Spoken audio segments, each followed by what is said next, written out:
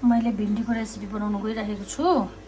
तपाईको भिन्डी सफा धोएर मैले यो भेन्डीलाई एउटा भेन्डीलाई दुईटा पिस गरेर काटेर नुन हर्दी अनि लाल मिर्च पाउडर हालेर एकछिन म्यारिनेट गरेर अलिकति निम्बु एड गरेर त्यसलाई एकछिन म्यारिनेट गरेर राख्नुपर्छ।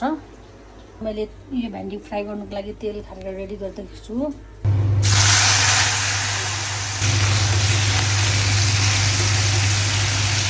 यो भइसकिसकेको छ।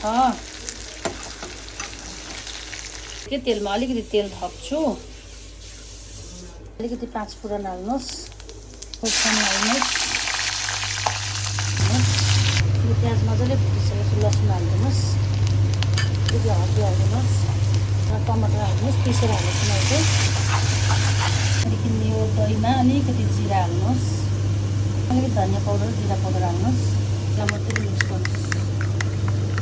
नुन हाल्नुस् र यसरी काटिसकेपछि त्यहाँबाट तपाईँले हालिदिनुहोस् दही अलि मसला पिसेको पनि चलाउनुहोस्।